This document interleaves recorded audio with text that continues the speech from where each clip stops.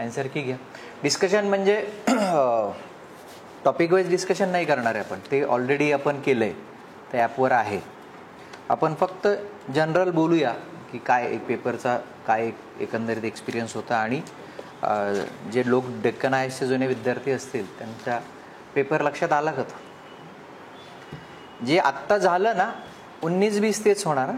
9 नोव्हेंबरला 19-20 कधी परीक्षा आहे तुमची? 9 नोव्हेंबरला ना. हां, तेच होणार 19-20. मोठा काहीतरी उलथापालथ नाही होणार. आज मला खूप काही नाही आलं आणि 9 नोव्हेंबरला मी एक खूप मोठी आता झेप घेणार आहे, असं होत नाही आपल्या पेपरच्या बाबतीत. म्हणजे मी ओव्हर कॉन्फिडन्समधून म्हणत नाही. पेपर सेट करताना तेवढा वेळ त्याला दिलेला आहे की 24ला काय आलं, 23ला काय आलं, 22ला काय आलं, कुठल्या झोनमधून आलं, कुठल्या पुस्तकातनं आलं, त्याच्या वर काय होतं, त्याच्या खाली काय आहे. ग्रुप बी ग्रुप सीच्या पूर्वपरीक्षा कशा झाल्या, 22 सप्टेंबरची ग्रुप सीची मेन्स कशी झाली. साधारणतः एक पॅटर्न मला गेल्या, माझं हे आता 12वं वर्ष आहे MPSCच्या मुलांना शिकवण्याचं, 11 पूर्ण झालेत. साधारणतः ते पॅनल तुमचं बदललं तिकडे वरती आणि ते जे लोक एकदा शफल झाले की एक 2-4 परीक्षांमध्ये त्या वर्षीच्या 15 महिने 18 महिने तेच तेच तेच तेच मटेरियलमध्ये जरी नसलं तरी शैलीमध्ये तेच दिसतं. म्हणजे तुम्ही जर ग्रुप बीचे पूर्वचा पेपर बघितला, सीचा बघितला जूनमधला, आत्ता 22 सप्टेंबरचा बघितला, तर एक बाकीत 100% करता येतं. म्हणजे समजा माझे 2 विषय आत्ता म्हटलं की पॉलिटी आणि हिस्ट्रीच्या बाबतीत सेम आस्किंग स्टाईल आहे, सेम आहे. म्हणजे तो असं झालं आहे की ते महाराष्ट्राच्या इतिहासाचे प्रश्न किंवा मॉडर्न इंडियाचे प्रश्न किंवा पॉलिटीचे प्रश्न इतरही करंट आणि याचे, ह्याला आता त्यांनी डिव्हिजनच नाही ठेवलं आहे. राज्यसेवा पूर्व काय, कंबाईन ग्रुप बी पूर्व काय, कंबाईन सी पूर्व काय, काहीच असं त्याच्यात राहिलंच नाही आहे. आणि काय करतायत, जे पूर्वीच्या ऑब्जेक्टिव्ह पॅटर्नमधले प्रश्न आहेत ना त्याच्यामध्ये जे आहेत ते तिकडूनच उचलायचं काम केलं त्यांनी. काही क्रिएटिव्ह करणार नाही आहेत ते लोक.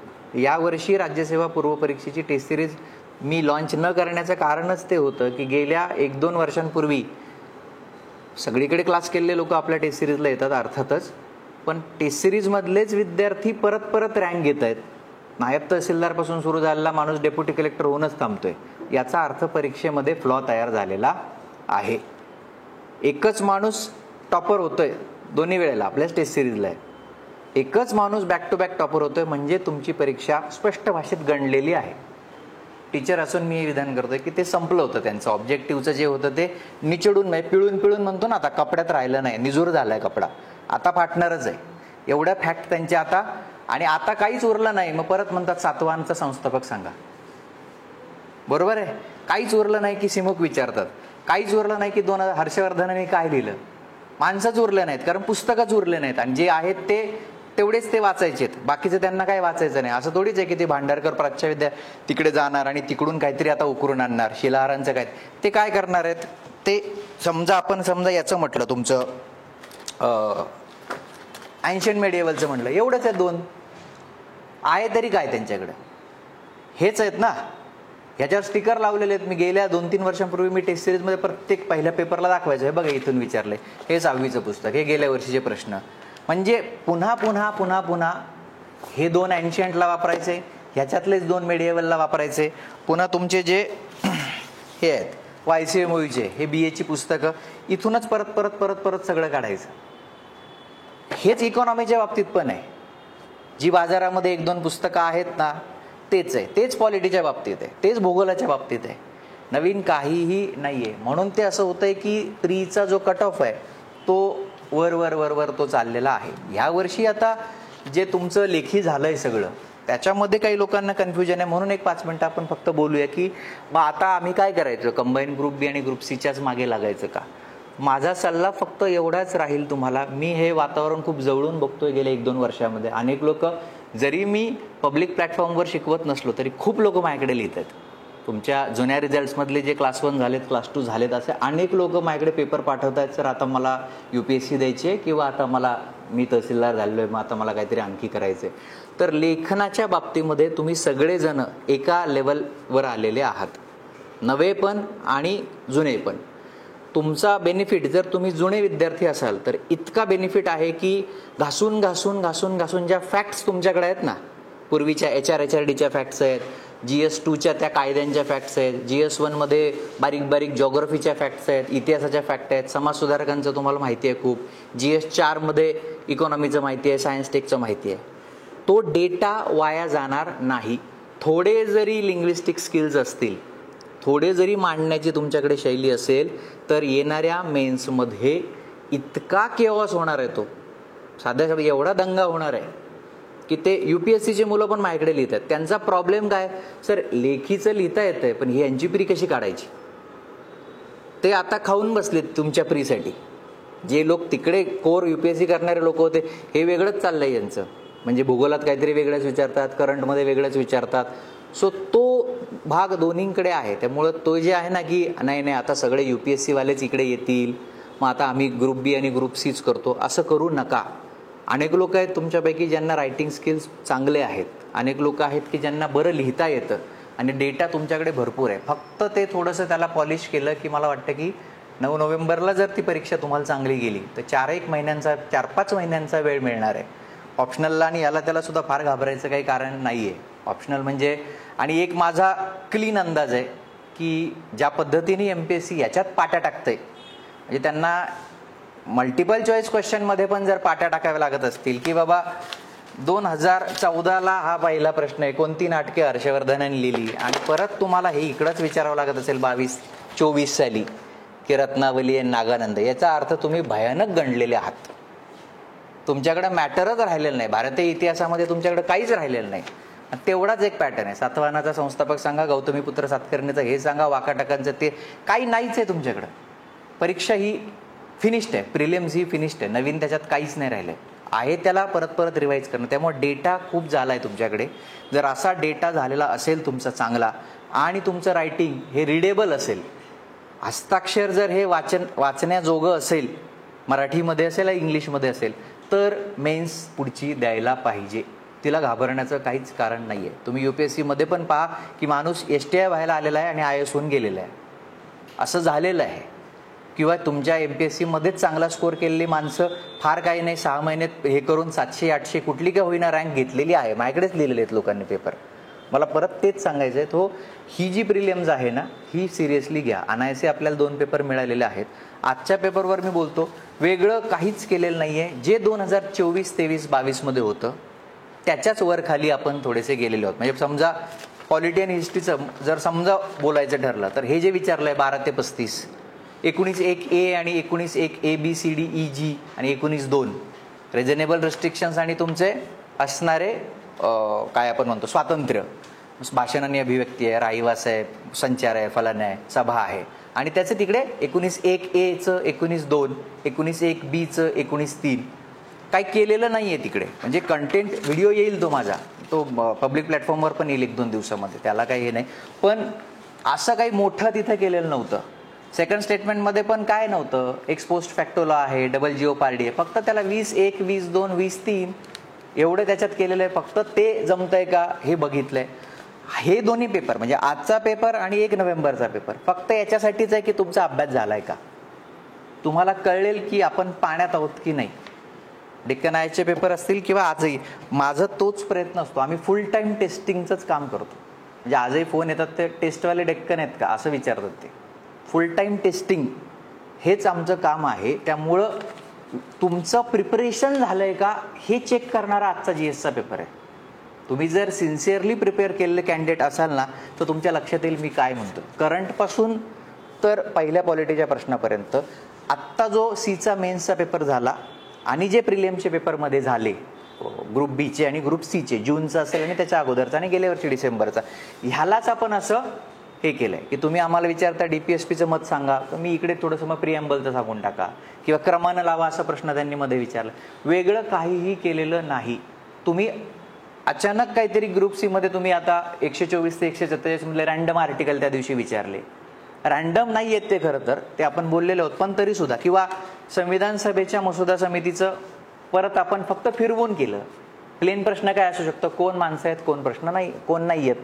आपण फक्त काय केलं की ह्यानी याला रिप्लेस केलं, थोडं त्याला टफ केलं, बाकी वेगळं काही केलेलं नाहीये. किंवा मार्गदर्शक तत्वांचे पर्याय अनुच्छेदांच्या क्रमाने लावा, हा खूप वारंवार येणारा प्रश्न आहे. आणि त्यांची इच्छाच आहे की तुम्ही 38 to 51 म्हणजे अगदी 36 स्टेट आणि 37 नेचर ऑफ द प्रिन्सिपल्स हे सोडलं तर 38 पासून 51 पर्यंत पाठ करा, हे त्यांचं सांगणं आहे. रिव्हिजन कशी करावी किंवा कशी झाली आहे का नाही हे बघणारा हा फक्त पेपर आहे, बाकी काही नाही आहे. बाकी संसदेच्या संदर्भातल्या त्या जोड्या आहेत प्रश्न क्रमांक 6 मध्ये. 5वा जो प्रश्न आहे तो ऑलरेडी आयोगानं प्रिलिम्समध्ये विचारून झालेला आहे की संसद सुप्रीम कोर्टाच्या ज्युरिस्डिक्शनमध्ये, मी अनेकदा टेस्टमध्ये पण घेतलाय, कमी करू शकत नाही पण ती वाढवू शकते. जर आठवत असेल तर मी त्यात असं पण अशी विधानं टाकली होती की संसद सर्वोच्च न्यायालयाच्या अधिकार क्षेत्रात कोणताच बदल करू शकत नाही, असा एक फसवण्याचा प्रश्न पण टाकला होता. So it can increase it but it cannot cartel it. मग त्याचं फक्त आर्टिकल घेतले, वेगळं असं काहीही केलेलं नाहीये. किंवा के एम मुंशी 8वा जो प्रश्न आहे की कोणी काय म्हटलंय, प्रिअम्बल बद्दल लोक काय म्हणलेत, FR बद्दल लोक काय म्हणलेत, DPSP बद्दल लोक काय म्हणलेत, आणि ओव्हरऑलच काय करतायत ते लक्ष्मीकांत उचलायचं असं चाळायचं.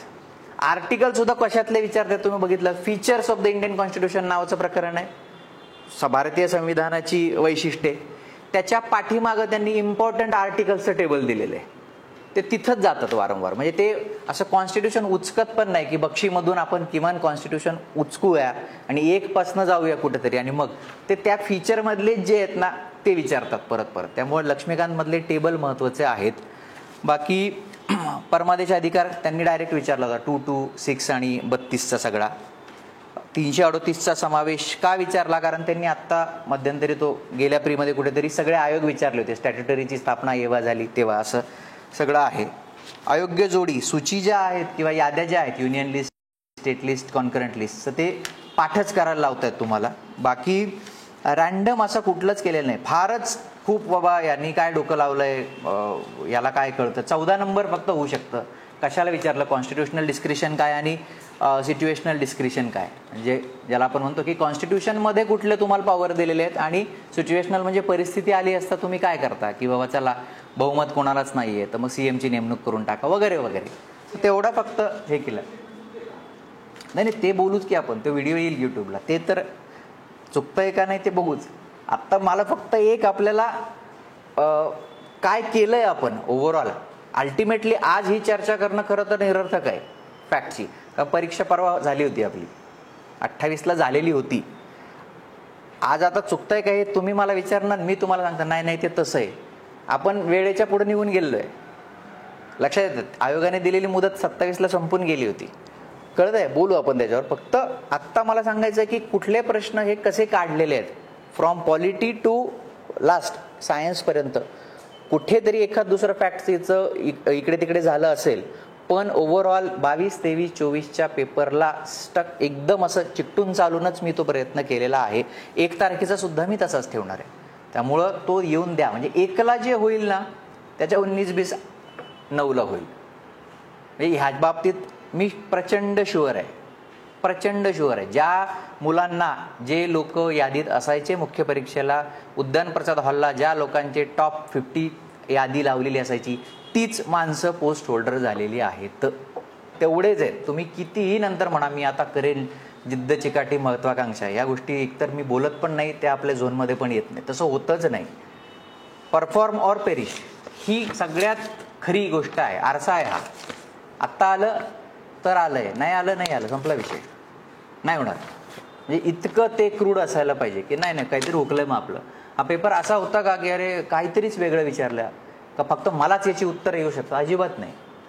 थोडंफार हा ठीक आहे की चला तिकडे जर 120 पडणार असतील तुम्हाला तर इकडे 98 पडतील, 10%चं मार्जिन मी कायम ठेवतो. पण असं होणार नाही की इकडं 50 पडले तिकडे 125 पडणार आहेत, असं अजिबात होणार नाहीये. त्याच्यानंतर अँशियंट मिडिवलचं सुद्धा मी जे म्हटलं की प्रवरसेन आणि ते फक्त सगळे स्टेट बोर्ड आहे, जे विंध्यशक्तीचं नाव आहे किंवा काय. 1857च्या उठावाविषयी सुद्धा पुन्हा तेच, महाराष्ट्राच्या विशेष संदर्भात 1857चा उठाव फेवरेट राहिलेला आहे त्यांचा. ग्रोवरमधली वाक्य, YCMOचं जे महाराष्ट्राच्या इतिहासाचं पुस्तक आहे त्याच्यातली वाक्य ते जशाला तसे घेत आहेत. 27व्या रेजिमेंटवर पण ते डायरेक्ट गेलेले आहेत आत्ता, तर कदाचित ते 9 नोव्हेंबरच्या पेपरमध्ये सुद्धा त्यांनी तसं ठेवलेलं असू शकतं. ही जी नावं आहेत ना महाराष्ट्राच्या इतिहासाच्या संदर्भातली, ती कृपया बघून घ्या. जे डिस्कशन यूट्यूबवर मी पब्लिक करतोय किंवा काय, कारण तेच ते विचारत आहेत. ती जी सोर्सेस आहेत महाराष्ट्र शासनाची जेवढी काही पुस्तकं आहेत महाराष्ट्राच्या इतिहासासंदर्भातली, तिथून ते कॉपी पेस्ट करताय. आत्ता जे प्रश्न त्यांनी विचारले होते ना की काय कोणी कोणाला ते केलंय, सांगितलंय, चंदावरकर असेल किंवा इतर सगळी माणसं. बाकी मला हिस्ट्रीमध्ये फार काही वाटत नाही, प्लेन आहे. जॉग्रफीच्या बाबतीत सुद्धा जर तुम्ही बघितलं थोडा बल्की आहे, पण फॅक्टच्या बाबतीत असंच ते होतं. म्हणजे जर तुम्ही पाहिलं की अरे हां हे विचारू शकतात किंवा याच्यातला ठीक आहे प्रश्न छोटा करू शकतील, पण असं नाही होणार की अरे हे कशाला विचारलंय. म्हणजे अगदी तुमचं लॅटिट्यूड लॉन्जिट्यूडचं जे आहे ते सुद्धा ते विचारत असतात. आणि करंटचं तर थोडं आपण मिक्स ठेवलं होतं, फार टफही नाही आहे. म्हणजे फक्त आता काय की नरेंद्र मोदींचं आहे तर मग ते 9 जून आहे का 19 जून आहे इतकंच केलं आहे. तिथे असं फार शपथ घेतल्याचं तारीख आणि ते रॉचे चीफ आहेत आणि काय फार केलेलं नाही. इकॉनॉमीमध्ये सुद्धा जी स्टँडर्ड पुस्तकं तुम्ही वापरता प्लस YCMU मुक्त विद्यापीठाचं जे इकॉनॉमीचं सगळं काम आहे BAचं ते वापरलं आहे. आणि सायन्समध्ये तर ते असतं जेवढं तुमचं वेटेज ठरलं आहे, बायोलॉजीचं किती आहे, केमिस्ट्रीचं किती आहे तेवढंच केलं आहे. त्याच्यातही मी खूप गणितं मुद्दाम की 4-4 टाका, परीक्षा जवळ आली त्यामुळे असं काही त्याच्यात प्रयत्न केला नाही. सो ॲन्सर कीवरती त्याचा स्कोर काढा. माझं म्हणणं राहील की ते ॲनालाइज करा. ह्या 2 टेस्ट म्हणजे ही पण आहे आणि पुढची पण 1 तारखेला तुम्ही फ्री येऊ शकता. फक्त रजिस्टर करा त्याच्या अगोदर, म्हणजे तो अंदाज येतो की आणखी मोठ्या ठिकाणी आपल्याला ते हॉल घ्यायचं आहे का. जर 1च्या याच्यामध्ये काही घडलं नाही तर 9ला काही घडणार नाही. म्हणजे हे मी खूप यांनी सांगतो, कारण असं काहीच करत नाही की वेगळं काहीतरी आपण त्याच्यामध्ये काढणार आहोत. सो ही एका अर्थानं ती मॉक टेस्टच आहे. ठीक आहे, काही असेल तर आपण पर्सनल बोलूया आणि डिस्कशन जे आहेत ते येतील, यूट्यूबला येतील आणि थोड्या वेळाने ते सगळे येतील, तिकडे डिटेलमध्ये येतील. ठीक आहे, थांबू मग आपण 1 नोव्हेंबरला 10 ते 12.